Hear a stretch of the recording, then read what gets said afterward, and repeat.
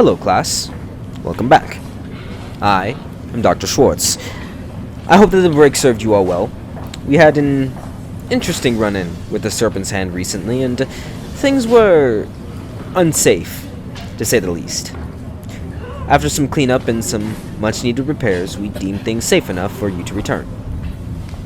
Make sure that all of your assignments are turned in, and given the amount of time you've had to do it, I'll be taking no late work.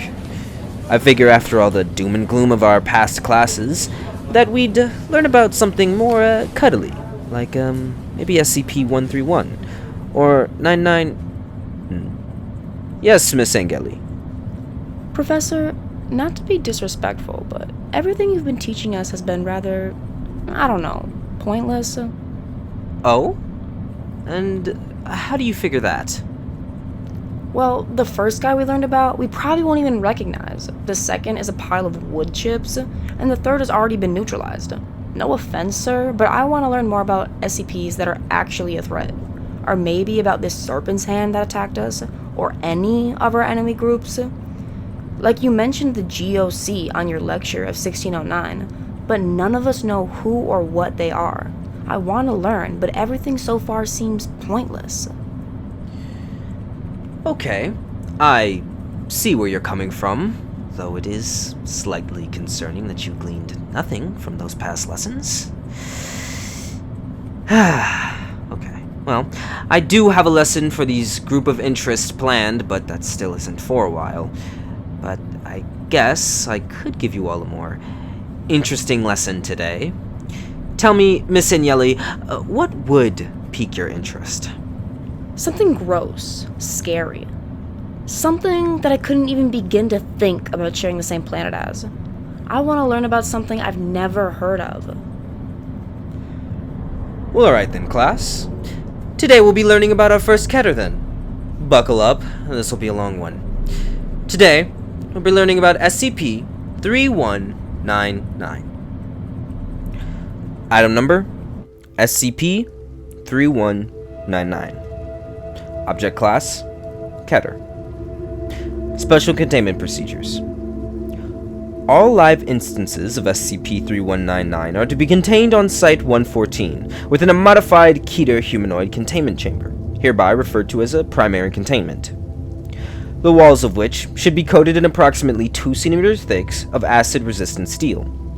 CCT equipment is to be installed in the northern, eastern, and southwestern corners. 2 meters of empty space are to be allocated between the primary and secondary containment. Secondary containment consists of suspended all live instances of SCP-3199 within a block of solid, transparent substances, currently clear acrylic resin. This block is to be at a height of at least 3 meters. 1 armed security guard is to be stationed outside primary containment chambers at all times. An 8-digit passcode can be obtained from the current Site-114 director in order to bypass primary containment. Secondary containment is to be regularly examined for damages.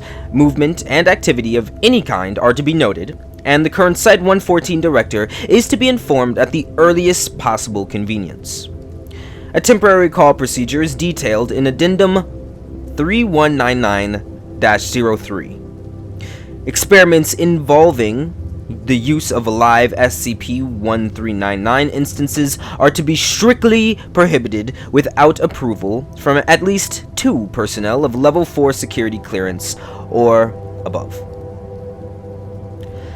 As of the 18th of February 2019, there are 6 live instances of SCP-3199 successfully contained.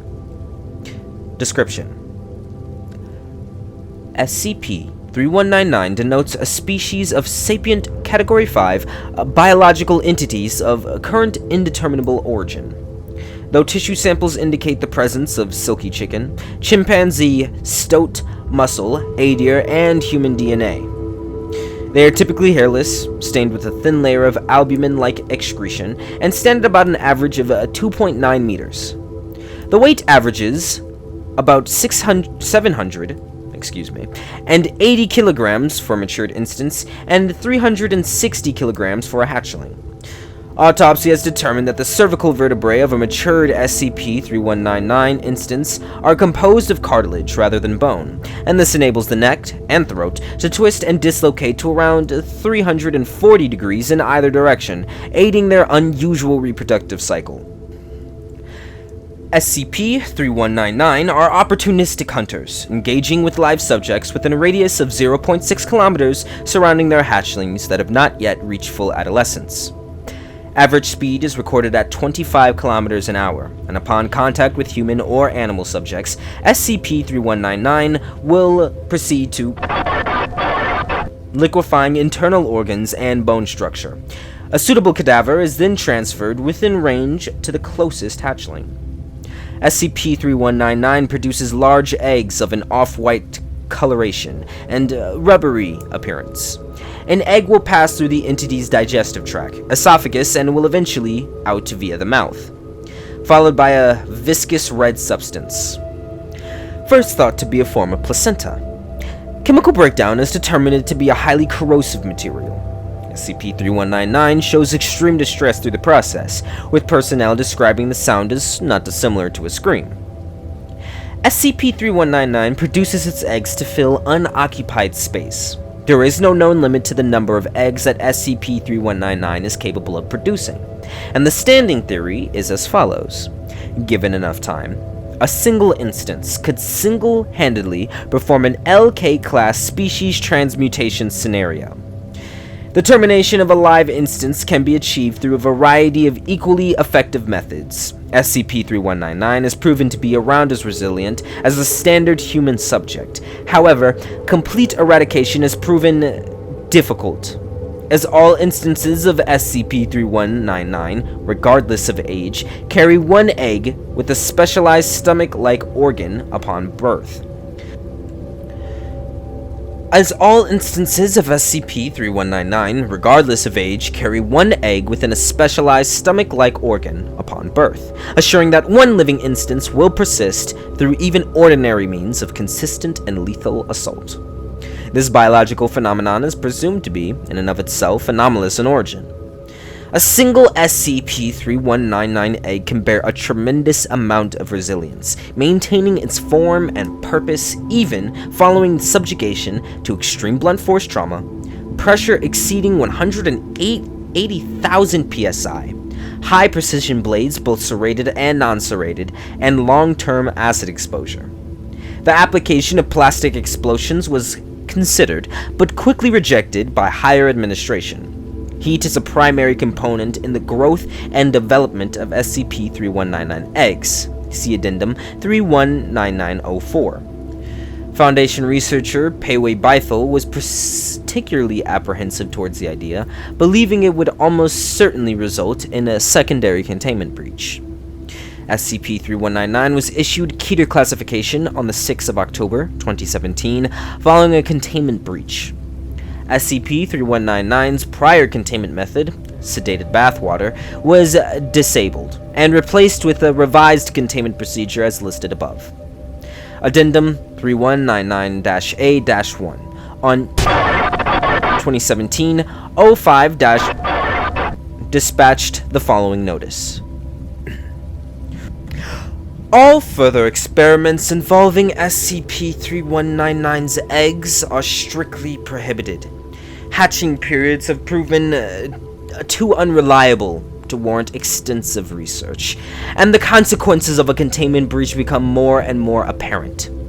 The O5 Council has unanimously decided to nip the situation in the bud, and until new and reliable information comes to light, all personnel found acting against protocol will be subject to standard zero-tolerance risk assessment training, and a punishment determined by a case-by-case basis. We thank you for your continued cooperation. SCP-3199 was discovered in Ireland, following witness reports of bald creatures crying like a banshee within an undisclosed area of woodland. These reports resulted in the dispatchment of a mobile task force, Omega-19, who arrived on site with a total of 12 armed personnel. 2 personnel were lost in the action, their internal organs and jaws being almost entirely dissolved. During transportation, SCP-3199 produced 2 offspring, resulting in the deaths of a further 6 personnel. Addendum 3199-A-02. On 2017, a thorough sweep of SCP-3199's initial recovery location was enacted in an attempt to uncover the creature's origin and purpose. Local reports suggested that the small remote residence in question had been abandoned for at least 2 decades. Surface Team Delta-29-E recovered several items of interest, including 1 bag of assorted thread and needles in various colors and sizes, approximately 13 chicken carcasses based on the collective halves and quarters, with precision incisions located in the underbelly, neck, and thigh. 6 carcasses had been plucked with visible human teeth markings lining the bare areas at random intervals. Several containers, including water bottles and Tupperware boxes holding an unidentified watery paste. This paste was a deep brown in color, and in the presence of oxygen it turned viscous and hard. An A5 notebook, brand, and heavily scratched with what was determined to be human fingernails.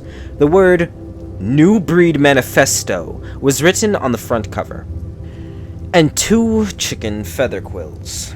The notebook itself consisted of 24 pages of standard lined paper written in a non-anomalous black ink.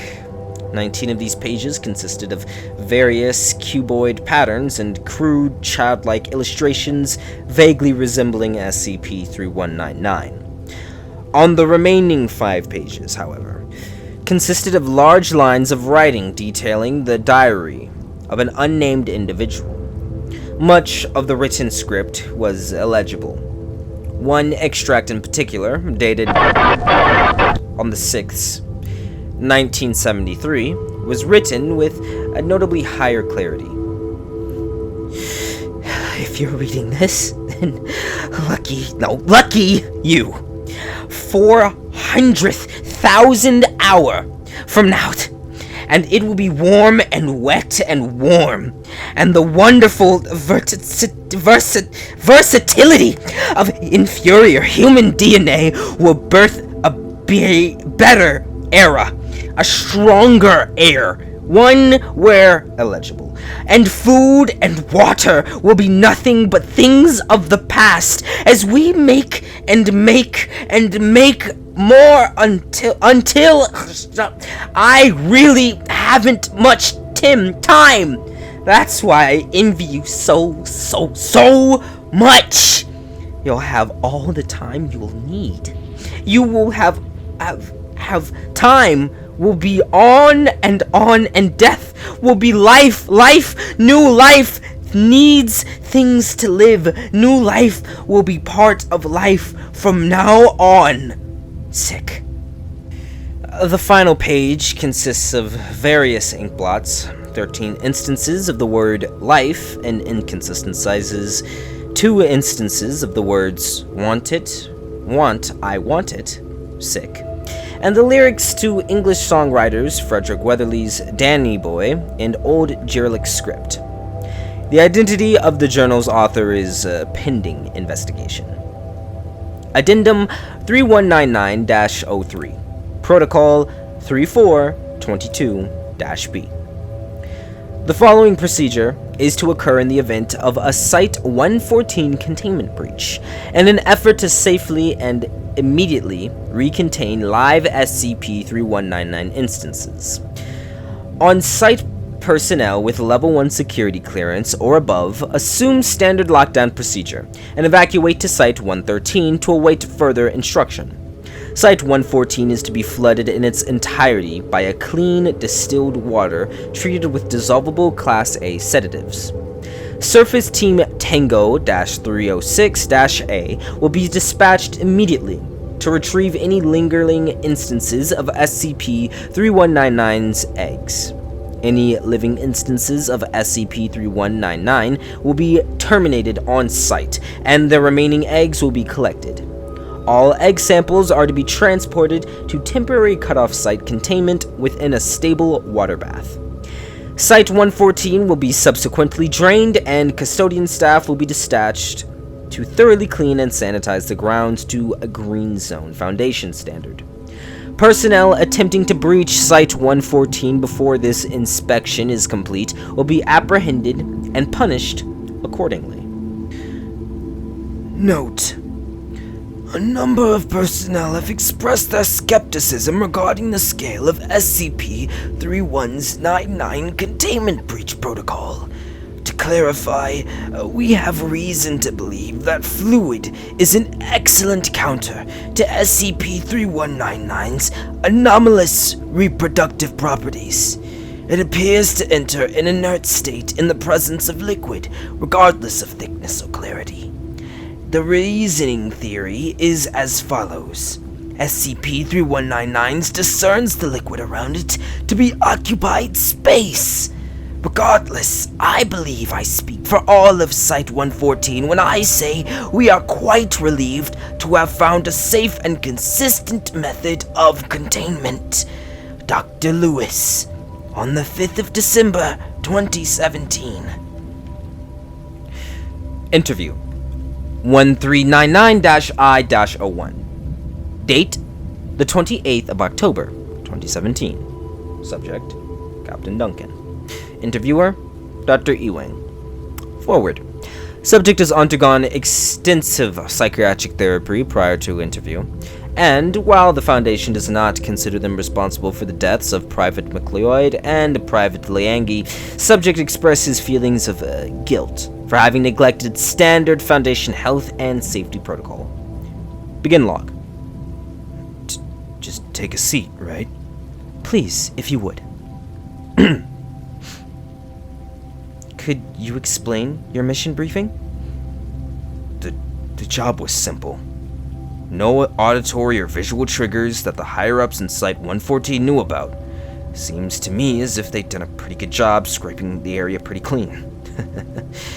Never is it that easy though, huh, ma'am? We landed around 1200 hours. The boys and I had been told that if we couldn't catch the thing, the next best thing would be to snap a frame or two. So they hooked us up with the best night vision hardware.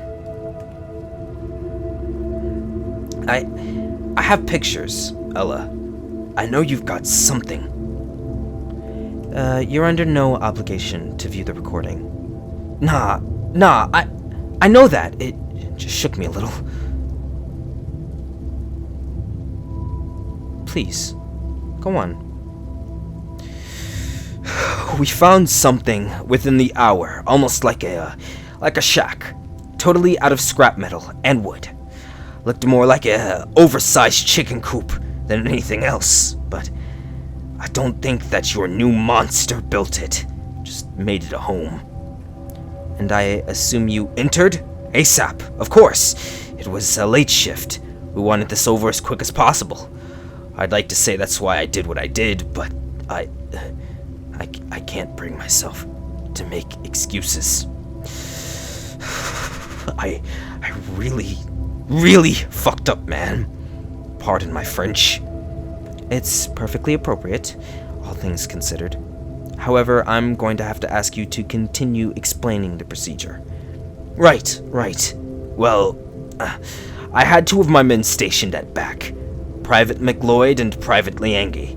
Insisted on being the first charge, fresh out of training. They were kids. I should be used to it by now, but I've never seen a smile get cut down so quick. I knew we were there somehow. Jumped right at Private McLeod and the fucking teeth out of his head. I see it everywhere I blink, ma'am. That shit stays with you. The Foundation will take every measure in providing financial compensation to the families of your lost men. Could you please elaborate on another casualty?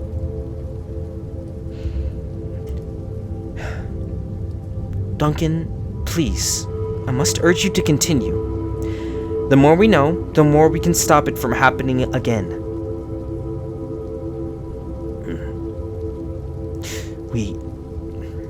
We barely had time to react before it started moving down the corridor to the right.